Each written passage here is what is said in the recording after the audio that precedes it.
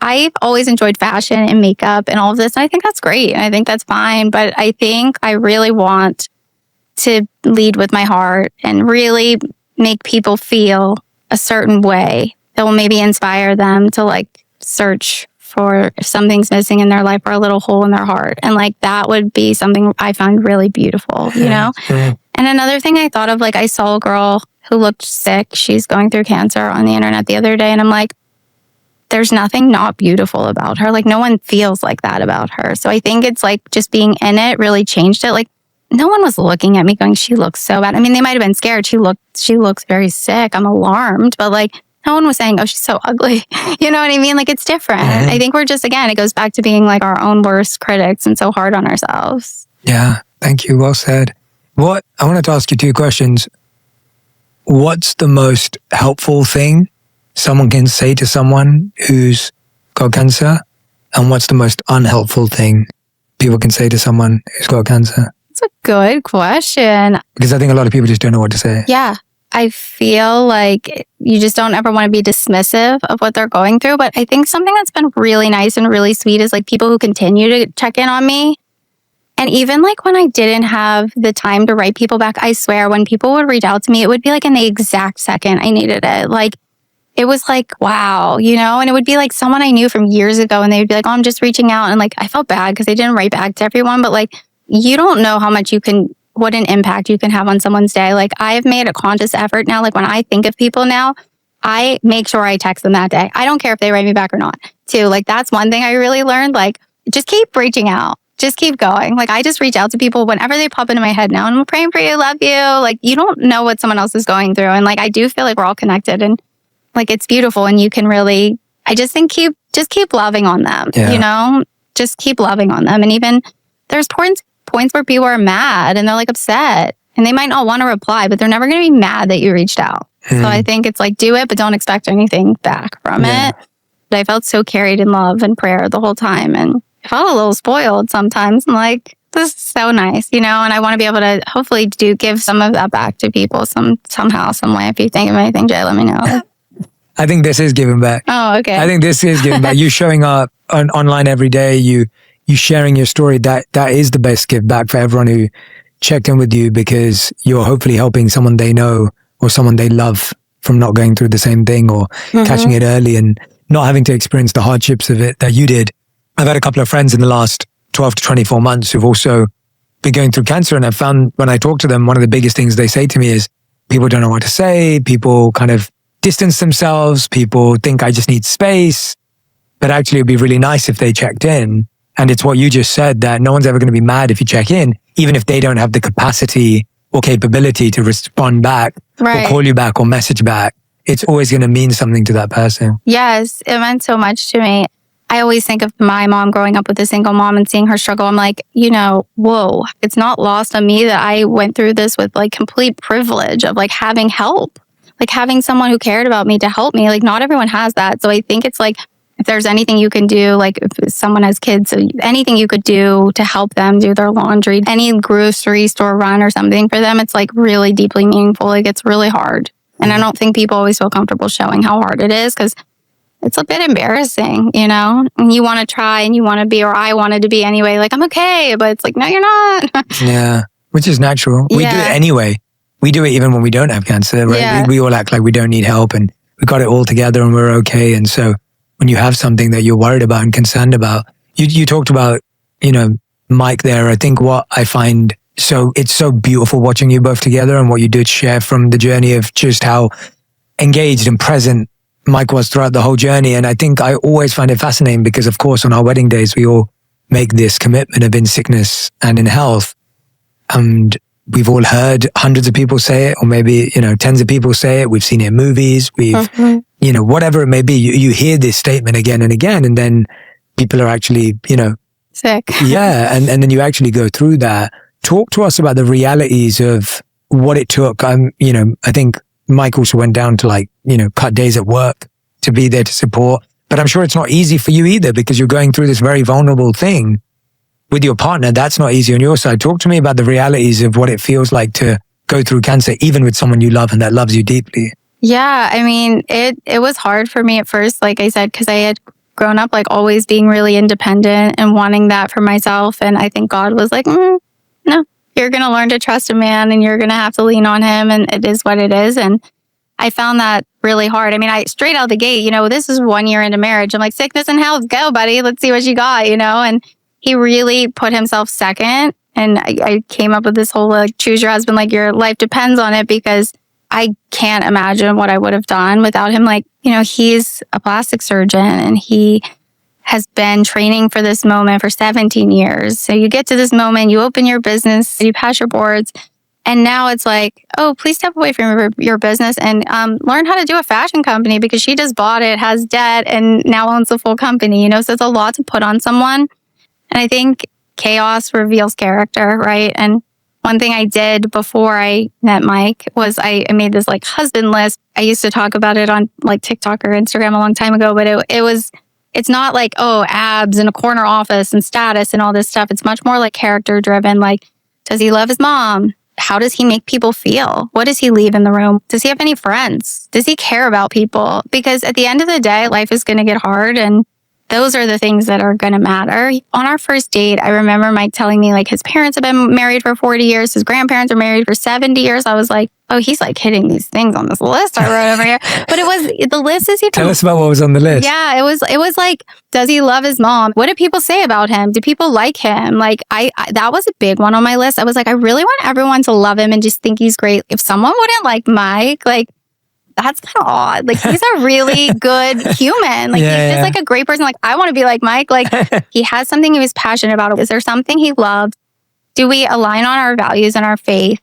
And like, not letting anything go off the list. Like, not seeing potential in people. Oh, can I change this in this person? Like, I'm so attracted to them. My date with Mike, when I walked in, that was the first time I think I walked into a room thinking like, do I like this guy? And it wasn't like, does he like me? I was really good in the sense of, I know who I am in Christ. I know God loves me. I know who I am, and I know what I think I need. And if I just give this to God, I'm going to believing that he's going to find this guy for me, rather than me trying to make all of these exceptions to these rules and like make it work with these other people that it's not working with. And like, looking back, I'm like, wow, God really sees your whole story beginning to end. Like, he even knew I needed a doctor. When we first started dating, Mike, it was always easy with him. Everything. To the extent that I was like, oh, am I like not interested in this? Is this... Oh, yeah. It was so peaceful that it felt unfamiliar. Yeah. Like, I was sort of like, maybe he should be my friend. Yeah, like, I don't feel this, because I wasn't like waiting for him to text me and all of this. He was just texting me. He was just pursuing me actively. And I didn't really know what to make of that. There were no games. So I almost got confused by that. And so thank God I had that list, because I'm like, well, he's not breaking anything on the list. But I was just like, so what I did was I like took counsel. I asked married people. I'm like, there's this guy. He's this like really hot doctor, which also like, I didn't want to go out with him for 6 months. I did not want to go out with him because I was like, he looks like a model. And like, I want to be the pretty one. But like, I got over it. And like, he wore jeggings. I remember I was just like looking for problems. But like, none of the photos on his Instagram were just of him, which I was like, that's a good thing. That's a good thing, because like, even though that wasn't on the list, like, that says a lot about you care about people. You're with your mom, your brother, you have some friends. Those are great things. Those are telling things, And so, yeah, but I did get a little bit worried at some points, asking my married friends, being like, I don't know, guys. He's like always writing me back. And he like wants to hang out every day. Like, it's a little weird. And they were like, he has a job and he likes his mom and he's a good person. What's the problem? It's like, but what do you think that is? Like, why are we all doing that? We don't have a history of peaceful, clear contact. And therefore, when someone finally does that, you kind of get spooked. Yeah. And you're like, what's going on here? Like, you're not meant to do this. You're meant to make me feel nervous and anxious and all the other emotions that aren't healthy and helpful, or in that moment at least. Yeah. And so I think we're all looking for that kind of like racy feeling. Like the butterfly. Yeah. I felt like I liked him, but I didn't have this like sinking pit in my stomach at all times. I mean, there's a study that shows that what we feel when we say the butterflies is you're feeling excitement and stress at the same time. But when someone messages you back, you only feel excitement and clarity. So you don't get the stress, but it's the excitement and stress together that creates that nervousness. But when someone actually is just, as Mike was, messaging back and, pursuing you and being really clear about it, we're like, oh, wait a minute, I don't feel the stress. Yeah. And the stress is what makes things exciting. But, we know that's not true. Because, hey, when you're actually married to someone or you are in a long-term relationship with someone, you don't want someone that causes you stress. You don't want to come home to a stressful person. You don't want to wake up to a stressful person. You don't want to, that's not what you're looking for, you know? Imagine the guy not calling me back when I was going through my chemotherapy. You know, I made one video and I was like, the guy who is not texting you back is not the guy with you in the middle of the night in the emergency room. Like, you know, I had my big faux fur on and he's just sitting there like, what can I do to help? You know, and it's like, what are we doing? What was I doing? How did you two meet before that first date? Yeah, the old fashioned way. We met through friends. My one friend, she's an influencer and her husband's a plastic surgeon. They were in the same residency at NYU and she kept telling me to go out with him. And I would just be complaining about these guys I was dating. And I would just be like, oh, should I text him back? And it was all this plotting and all this stuff. And she's like, really think you should text Mike? And I'm like, he looks like a model. Like, and she was like, but just like take that out of it. What is the problem? And I was like, I don't know. I was like, he's not my type. And she's like, you're not married. You don't have a type. Like, you have a lot of people that aren't your type that you've dated. Talk to me about that idea of there are so many women who feel, if I'm not married by 30, if I don't have kids by 35, you got married when you were 40 and life will continue from this point onward. And it's like, you never felt behind or didn't allow yourself to feel behind. Well, I did. I felt behind. Yeah, I felt behind. But like, I was so consumed with work. Like that was a big thing for me because I think just growing up with a mom who struggled, it was like the number one thing. And until I felt like I got myself to a point where I was like financially independent or in a good place, I wasn't as focused on it. But then, like I was like, oh no, I want to have babies. So it was okay that I had to be laying in bed for a year. I've been out for a lot of years. That was kind of when my platform was built by accident, I guess, before cancer happened. It was a lot of girls would come up to Mike and I in New York City mainly. And they would say, oh my gosh, you guys give me so much hope. I'm 32 and I haven't met anyone. And I met Mike when I was 35. So I think, you know, I leaned into that a little bit and thought about it. And I think it was just like believing in God's plan for my life and not trying to do things my way. That being said, I do think I would have saved myself a lot of tears and a lot of years if I had written the husband list before and not got so caught up in like the games and the butterflies and like all of that. Because I don't know, that's like a thing. Yeah. What would you say to someone who says to you, I feel behind at 35 because I haven't got married yet? Have you written your husband list and what's on it and who are you dating and like what are you scared to let go of? Because I do think that there has to be a moment of kind of like, okay, God, I'm going to do this your way. I'm not going to keep doing this my way. What I like about your list is it's not a list the way I think people think about a list. So I think when people hear the words husband list, they think like 6 feet tall, you know, this job, status. Right. Yeah. I think a lot of people write those things. Or even if it's not a lot of people, I know a lot of people who've said those things to me where it's all about like what kind of job they have. So like doctor would be high up there, right? And or, you know, finance or not finance. So people also, their list is like, oh, I would never marry someone in finance. And I'm like, I don't think that affects whether someone's a good partner or not. Like I always think about like your career doesn't really say much about how you are as a partner. Your bank balance doesn't say how much you are what you're like as a partner. Your height doesn't say anything about what you're going to be like as a partner. And I think it's funny when you measure someone as a partner on these things that mean nothing to do with them being a partner. Right. And so I think even though I never had a formal list, I think when I met Radhi too, I was looking for how someone lit up a room and how someone was with me in different circumstances, in different scenarios. How was I treated around different people? How did I feel when I shared a new idea or I thought about something new? And then as we got married and moved forward, even then, like I would say we went through more challenges after we got married because we moved country, we moved jobs, we moved home. And when you go through all that together again, I mean, what you've been through is far harder and far greater than all of those things. But when you go through difficult things, you figure out what someone's really made of and what their response is. And I remember being 4 months away from being broke when we were married. And this was around maybe 6 months into our marriage, or maybe just coming up to a year into our marriage. And I told her the situation we were in. And she was like, I trust you. And like that to me was the person I married and the character of the person I married, not someone who is, you know, not there for me at that time. Right. And so I think for me, I knew Radhi was the one when I met her because she was always nice and kind to everyone that we met, whether they could help her or not. She lit up every room she walked into. She was always bubbly and fun and had good energy and ideas. I didn't feel like she played any games. We both didn't play any games with each other. I was really sure about who I was when I met her. And that didn't scare her and didn't intimidate her or didn't make her feel any other way. And she was still learning and curious about who she was. And I love that about her. Yeah. So I think to me, it was more about... You had a list though. I did. That's what I'm agreeing. Yeah. No, that's what I'm agreeing with you. I'm saying it wasn't written. Like written down. Exactly. But it was there.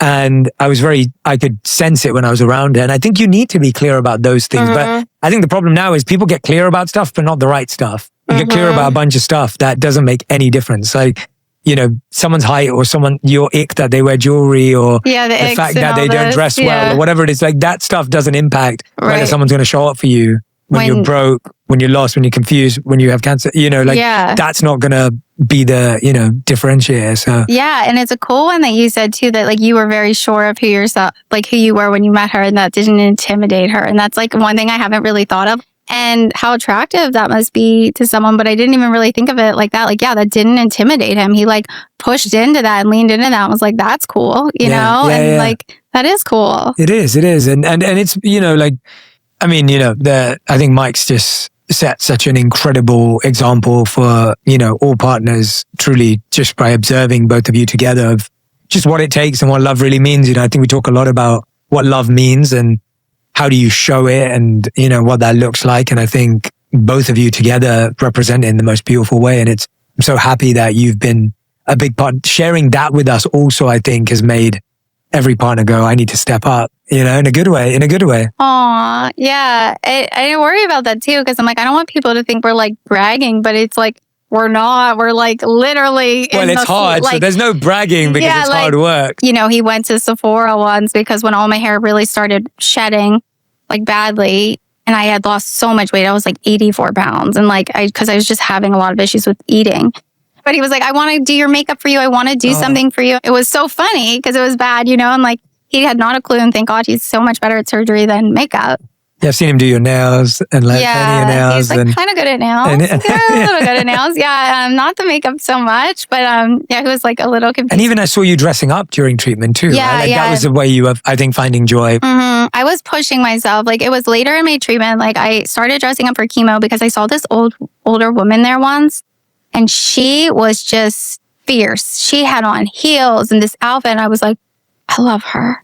And I was like, is she here for treatment? And they're like, yeah, she always dresses up. And they said, and she rings the bell every time when she leaves. I said, goals. I love her. So then the next week I was like trying to dress up and be just like her. Cause I was like, wow, like maybe I can inspire people. Maybe they'll see me dressed up and then they'll want to dress up. I was like, wow, when I saw her. How did you dig to find the strength at that time? Like, talk to me about that. Like you just said, like, you're just trying to get up. You're just trying to get to treatment. You got to deal with being on the bathroom floor and bleeding from, it's like, how do you in that moment even find the strength? Like, I don't know. Like, I think you're stronger than you think. Like, I am kind of glad, like, ignorance was bliss. I don't know how I would have gone that first day and let them put chemo in me if I had known what was going to happen. I really don't. Like, it was hard. And then later in my treatment, when I was doing radiation, I had to do 15 rounds of radiation. And I was like, okay, I really want to dress up every day. Like, I'm not going to say I'm going to do my hair. I'm going to wear a hat. I'm not going to do my makeup. But like, I really want to challenge myself to like build my self-confidence back a bit. And I felt like the ways I thought of when I built my confidence up when I was younger, I was like, I bought a very expensive Equinox gym membership. And I was like, but I'm going to buy this. And then I'm going to say I'm going to go and I'm going to go. And I'm going to keep that promise to myself. And as I keep doing that, I'll start to believe in myself. So it's like, I am getting dressed for this no matter what, every day. And I did not want to, but every day I just remember being like, but I only have to do it 14 more times. I only have to do it 13 more times. And then at the end, it was just like, I did it. I couldn't believe it. I did it. I'm not saying these were the world's best outfits, but like, it was just like, I think there's something to that, like making a promise with yourself and keeping it big or small. You start to believe in yourself and you start to trust yourself and you start to have confidence that you can do things you say you can do. And I think that like helped me a lot more. And it seems so small and like, I mean, literally putting on an outfit, but it was huge for me. I remember being like, wow, I did it. I couldn't believe it. How did you not get defeated every time? Because like, I think a lot of people, when you're going through something like this, you build yourself up, you prepare yourself, you get ready, and then you still got to do another round. You still got to do this. You still like, how did you not let yourself get defeated? Yeah, I mean, I got defeated sometimes and I would just try to go back to like spinning it to be like, I get a chance to live. I get a chance to go on and live. And I can do it.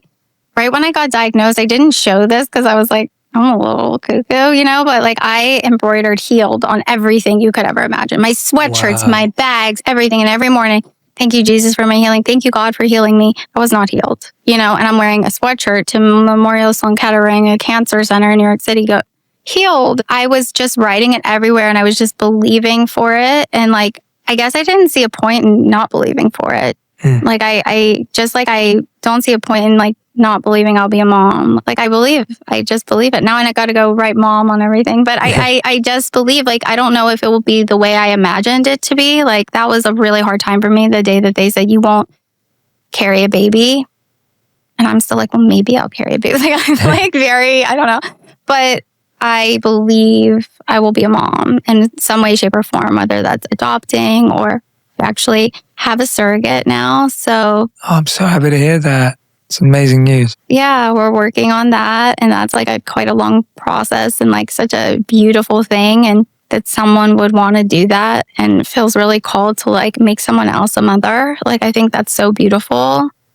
And I just know Mike will be the best dad and he deserves it. So you both do for sure. Thank you. Yeah. Talk to me about your talks with God during this time. They're really raw. They're not this like little Catholic Bridget who grew up like, I'm like, what the heck is going on? Like, this is like, it's like, honestly, like texting with someone that I could say anything to, and Do you actually text? No. It's like in my mind. In my mind, okay. I do it all day and then I try to make time like at night and I like download everything, but he already knows. Like in my mind, that's what I believe, that he already knows like everything. He knows all of our thoughts. He knows the number of hairs on our head. Like, I am like TMI. I'm kind of just, I think he's sick of me. I'm like, he's probably like, heal the girl enough, I don't want to hear from her anymore.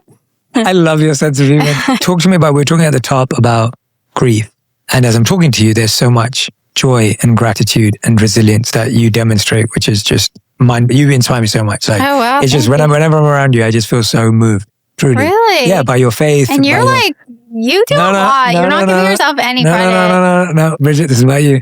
It's about you. It's about you. And I mean it. It really moves me. I wanted to ask you, how have you learned, or how are you learning right now to hold both grief and gratitude at the same time? Yeah, I feel like that's a really hard question. And I feel like I said, like, I don't think I know how to do both at the same time. Like when I was really sick, I wasn't grieving yet because I was so scared. I was like scared I was going to die. And I've never had that before. I've never lived a day in my life before where I was like, am I going to live? Yeah. So you're not like balancing much. You're like getting through it, day at a time, hour at a time sometimes. And you're just trying to put one foot in front of the other and like get through it. I think the grief is coming more now because I feel more safe now. And I feel like, now I feel like I'm going to live. I hope I'm going to live in that, we want you here. Yeah. And so now I'm kind of like, whoa, what just happened? Like, it's survivor's guilt too. It's really hard because like, not everybody gets what I just got. So it's hard to say. I feel really like I'm struggling with that. I do think I need to let myself lean into that a little more, and definitely I need to do some work on myself about letting myself feel the feelings that just happened. But I'm not doing great at that yet. Right now I'm being very like, oh, I should just be happy that I'm alive, So some work to do there. Do you have any advice for me? How do I do that? You tell me. I'm like, I don't know. No, I think your talks with God and the incredible sharing you do with your community. I'm in no place to guide or advise you. I feel so just touched by the way you talk to God about what you're going through, and I mean there could be no better guide than that. And then also hearing about just how you chose to share it with the community, and I feel like you've already processed so many emotions, more than you can even ever imagine. And you're going to know how to process these new ones as they come up because you've already done so many of the harder ones. Yeah. And so it's just trusting yourself and trusting God that you'll get the wisdom and the insight to know what to do next, which you've already lived by. So I definitely feel a little bit like, oh, now what do I do? Because like, I like had this whole life and then it kind of got turned upside down. So I'm like, okay, it is what it is. But now it's like, what do I do? Do I go back to talking about clothes or, you know, and it's like, I'm definitely grieving who I was. I don't think she's coming back. I don't think that, I think there will always be that. And then like before and after cancer, I don't know that it's not a blessing though, because like I get to live my life through a different lens. I hope that other people get to see that through me. Like I hope that they get to, you know, what's the saying? Like healthy people want a lot of things, but sick people, they only want one thing. And it's like, I hope that people just, it can be a small reminder to them to like, if you're like listening to this today and you're having a bad day, but you have your health, like the world is your oyster. You are so blessed and so lucky. And there's so many things, circumstances that we can change and work on. And to just, maybe if you could just shift that to gratitude a little bit for what, there's always something to be grateful for. You know, like I was really grateful that I got to do cold capping during my treatment, and sucks. Like, but I was so lucky and blessed to be able to do that. Not everyone gets to do that. And I kept some of my hair and I'm like, wow, God, you were just like spoiling me rotten. Like I am even keeping some of my hair. Like, I don't know. I hope I figure out what to do next and how to merge. And I don't feel the exact same pressure I felt before. It's like post every day and all of this, because I'm kind of just like, I need a beat. Like I need to figure out, but I don't know. What do I do? Send tips. Tell me. I don't know. Like, I feel like most people who've been through this, like, that I've met are like really badass. So I'm like looking forward to that. I think they're like super, like mega, like I'm like, whoa, you're a really impressive person. And I'm like, so something happens, you know? I'm just like not at that far yet. I'm like still working on it. I think a lot of people think they have to find their purpose, and you're already living it by doing what you're doing right now. So, you know, I think you're already living the next phase of your life without even knowing it. I mean, I think purpose is so cool in that way. What is the best advice you've ever heard or received? This too shall pass. Can I explain all that more than a sentence? I knew you were going to do that. I'm sorry, I get on myself. So I think because for obvious reasons, like, you know, going through the year I just went through, this too shall pass. But it's also like another reminder to be in the moment and realize like, but what good is happening right now, because this is going to pass. And then also I think it's so important for like when you're at your highest moment too, like you're at the best moment, everything's working out for you, like this too shall pass. So like be present in that moment, but also stay humble in that moment because this too shall pass. Yeah, well said. I have a little box for you. Here. What is Inside this box. Okay. Are different things that I think are valuable to people at different points in their life.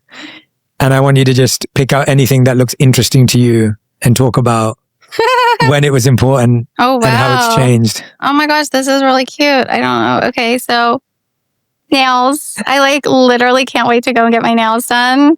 You can't get your nails done when you're going through chemotherapy. I did once anyway, rebel with a cause, and I just it wasn't good. So, wow, like this like kind of excites me. It makes me excited. I love that. Yeah. Is this like Mike?